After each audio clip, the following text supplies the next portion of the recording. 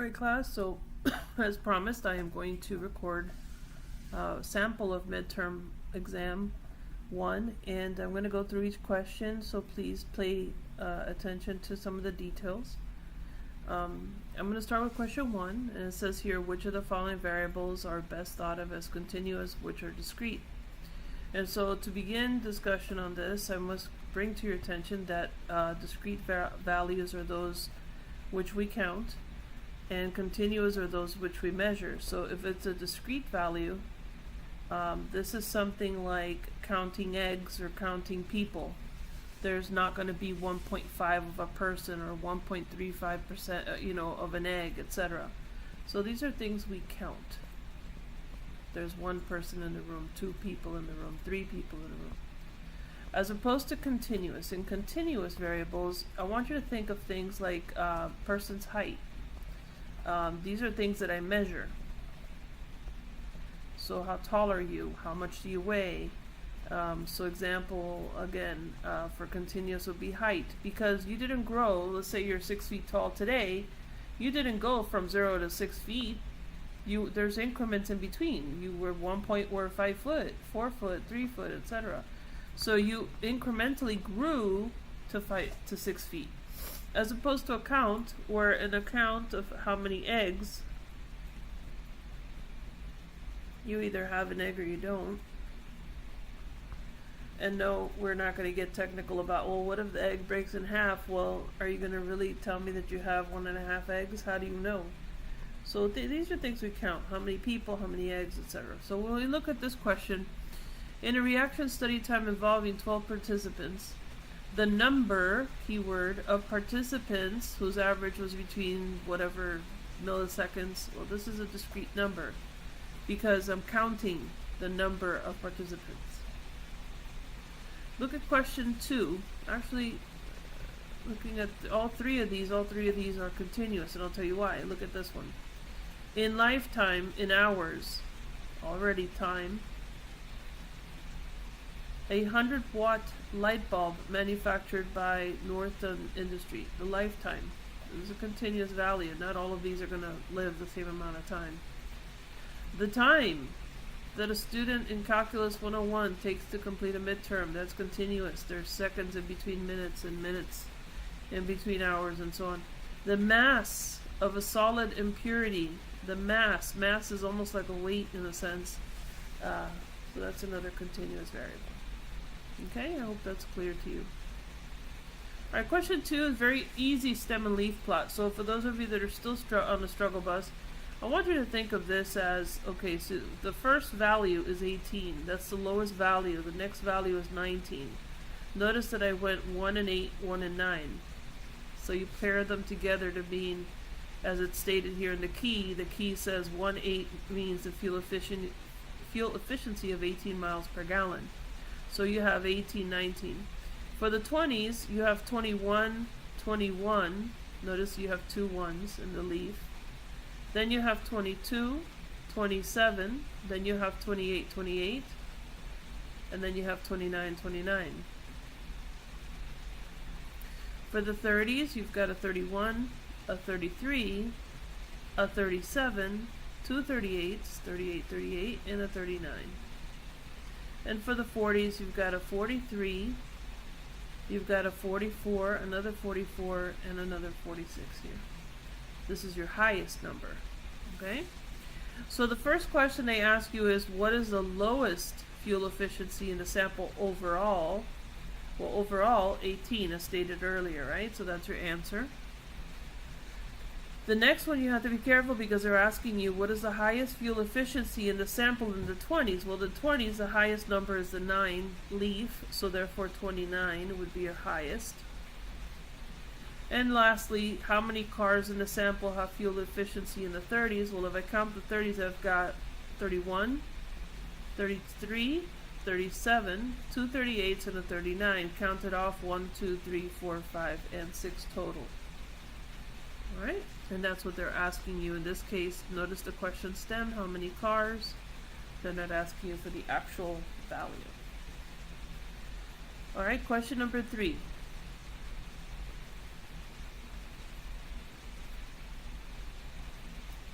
Okay, I'm missing some numbers here.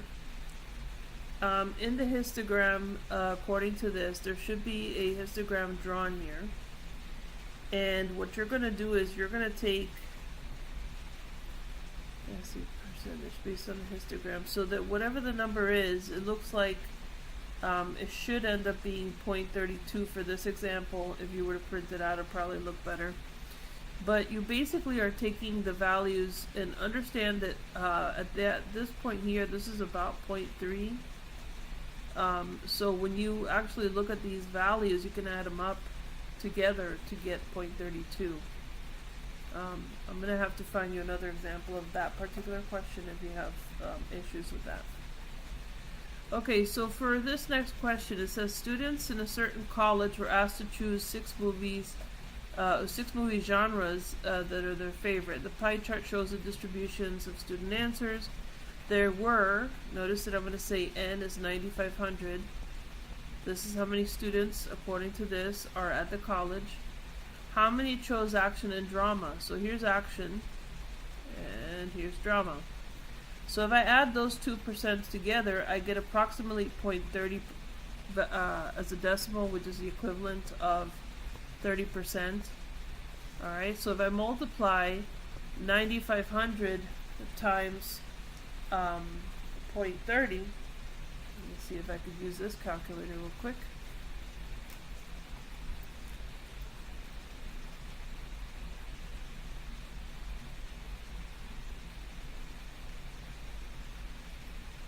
Alright, let's clear this out. So 0.3 times 9,500,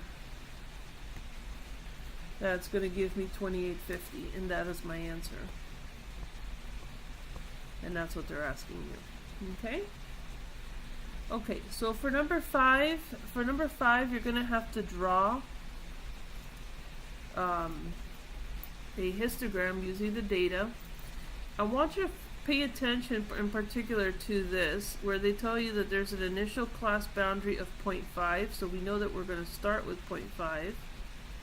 There's an ending class boundary of 45.5, so whatever I do, I'm going to end at 45.5, and 5 classes total, which means that when I do the different calculations, 5 is going to be my total number of intervals, and that's based on that number there. So if I have 45.5 as my high, minus the 0.5 of my low, and I'm trying to find the class width, I'm going to divide it by the number of classes to find that out. So subtracting this, I end up with 45 divided by 5, which is going to give me a class width of 9. This is the class width. That tells me how many points between. So that means that this 0.5 goes up to 9.5.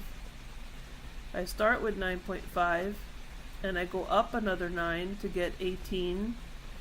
I start with 18.5. I add another 9 to this to get 27.5. 27.5. I add a 9 to this. That's going to give me 36.5. And then 36.5. Add another 9. I end at my class width, or my end upper boundary of 45.5, which is what they're asking. Now, once you have that set up, what you want to do is count how many values fall between the numbers. So for example, the 7, I'm going to tally that in this category. The 2, I'm going to tally that there. The 37, that falls here. The 32, that falls here in between those two numbers. 27 falls here. 22 falls here. 16 falls in this area. 11 falls in this area. 6 here. 36, that's going to fall here. 31, that's also going to fall here. 3 tens, 1, 2, and 3 fall in that area. 2 5s, 1, 2, and a 40 that falls here. So when I tally this up, I have 1, 2, 3, 4, 5 values that fall between the 0.5 and the 9.5. So I'm going to mark 1, 2, 3, 4, 5. my first set of numbers, which fall between 0.5 and 9.5. In your case, you're going to raise your bar accordingly. From 9.5 to 18.5, I have 1, 2, 3, 4, 5 again. So actually this matches up perfectly. Right? Now my bars are looking kind of weird, but understand that this is how it rolls. This should end here at 18.5. Okay? The 27.5, I'm going to mark with 2, because I have 2 of those. So notice I have 5, 5, 2. This is a 27.5. 3 for the next one, so this one goes up to the 3. This goes up to 36.5. And my last one of 2, this is my 45.5. Alright, so that's sort of what your histogram should look. I'm sure it'll look much prettier when you do it using the technology. For number 6, what is the mean of the data set? Now, one of the things I would advise you is to use Excel. And so what I would do if I were you is I would pull up an Excel sheet. File new.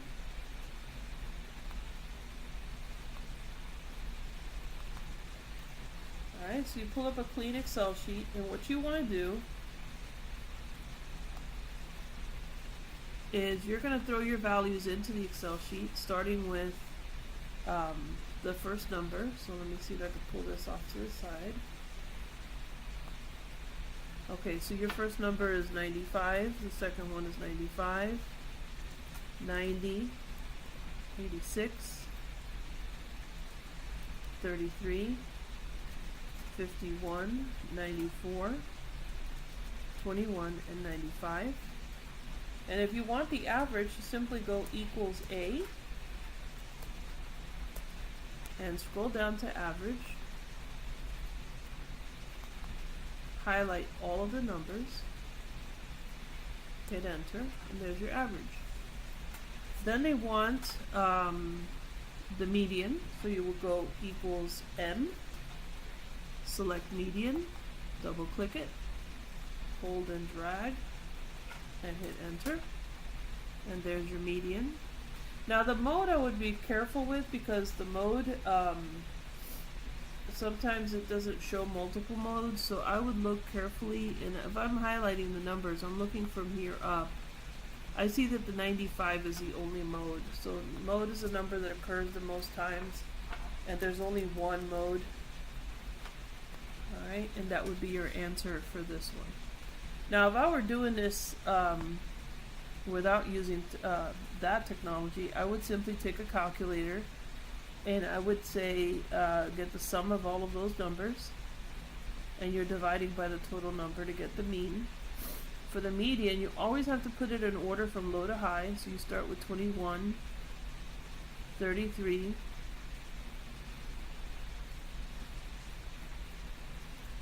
51, 90, no, 86, excuse me, 86 and 90, so 86, 90, then 94, and this is where we see that we have a mode at 95 because it happens multiple times. I'm going to count to the middle, 1, 2, 3, 4, 5, 1, 2, 3, 4, and 5. Because I have, according to this, 9 taxpayers, so there should be a total of 9. So 1, 2, 3, 4, 5, 6, 7, 8, 9. Notice that because I counted from the back and from the front, I landed at 2 lines underneath the 90. That's my middle number. Alright, as far as the mode occurs the most often, 395s. So you would answer one mode, and your answer would be 95 here. Okay. Same thing for this one. It says the following are distances in miles traveled to a workplace by 6 employees. Find a standard deviation of the sample. Now here's a fun way to do this. It's much easier if you simply pull out that Excel sheet again.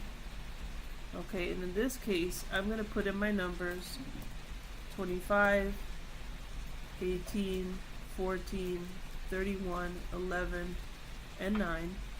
And because it's a sample, and this is a key word there, sample, you have to use the calculation for a sample standard deviation. So you're going to go equals STDEV dot S. Because it's a sample, it's dot S. So same thing, you double click it, hold and highlight all the numbers, hit enter, and there's your answer. Now, 2 decimal places. If you're not good at rounding, use this little function up here, and it'll actually decrease you down to 2 decimals, so you don't have to worry about making a mistake. Okay, next question is a Chebyshev empirical rule question. So they want 84% of the measurements, and they're giving us a standard deviation and an average. This is actually a very easy question, so I'm going to take a moment on this one. And I'm going to draw for you, first of all, a little line. It says here, the mean systolic is 132, so we know that this is the middle 132.5. This is where the average mu sits. A standard deviation of 6.9, so we know our sigma is 6.9. And so we're going to add 6.9 to the first interval. So basically we're going to take 132.5 plus 6.9, and the first interval value or the first standard deviation should be 139.4. I'm going to add another 6.9. This puts me at 146.3, and my third standard deviation puts me at 153.2,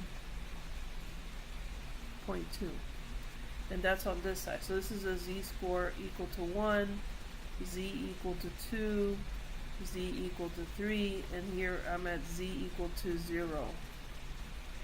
Alright, going backwards, I'm going to take away 6.9. So I'm going to take 132.5 minus 6.9, and this brings me to 125.6. Alright, again, minus 6.9. This puts me at 118.7.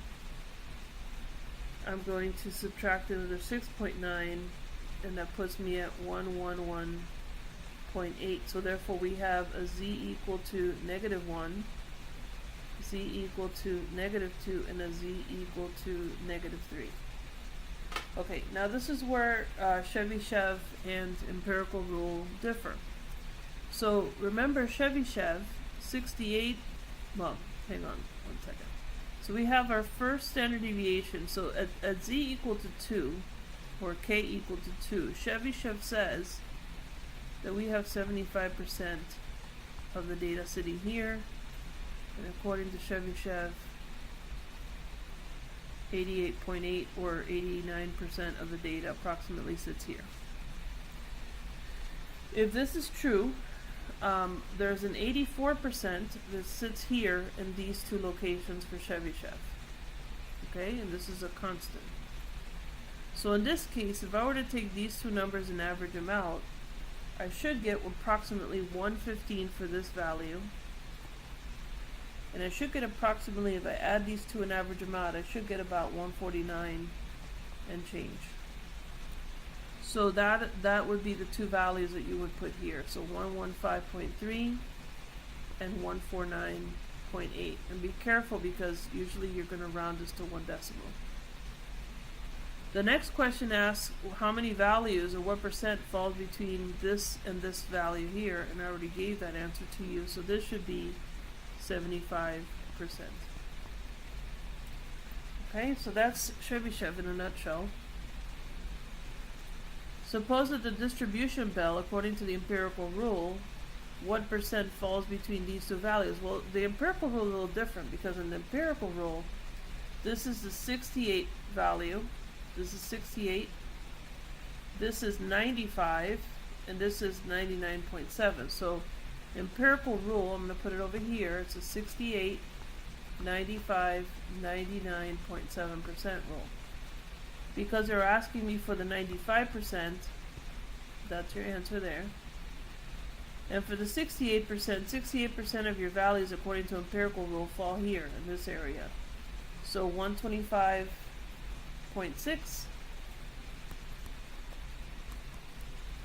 and again you would fill this in here, 125.6 and 139.4. And if you look in your discussions tab, I gave you some notes and some videos and lecture material on this as well. The following data are the grades of 18 students on the statistics test. They give you this information. They ask you to make a box and whisker plot. Again, your best friend is Excel for this. So I'm going to grab the worksheet again. This is for question 9. And we're going to drop the numbers in here. So we start with 94, 80, 66, 90, 74, 96, 76, 92, 66, 91, 61, 93, 83, 95, 89, 73, 97, and 89. So it should be a total of 18, which it is, and that's how we know we're correct.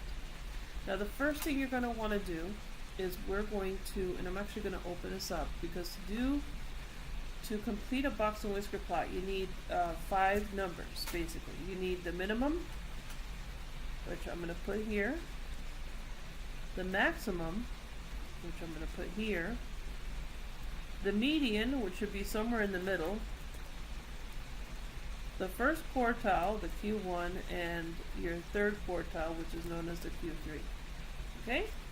So those are the 5 values that I need to find here. So the first thing I'm going to do is to find the minimum. I'm going to go equals MIN. I'm going to double click this. I'm going to highlight all of the values and enter. So my smallest number according to this is 61. Okay, I want the maximum. I'm going to go equals MAX. Double click on that. Highlight your numbers. The highest number I have in this data set is 97. The median. Now this one may or may not take, and I'll explain why in a minute, but we're going to try it. So we're going to go equals median. I'm going to double click on this, highlight my numbers, and we're going to check to see if it's accurate. According to this, it's 89. Equals Q. I want my quartile. Double click on quartile. I'm going to hold and drag this, comma, first quartile, double click, enter. According to this, this should be my first quartile, 74.5. I'll repeat this again, equals Q. Double click on quartile, highlight all the numbers, comma, select the third quartile, double click on that, and hit enter. Okay, and this is where I said, let's check this to see if this is true. This is the second quartile. This is also known as a Q2. The median has 2 names. And we're going to go equals Q.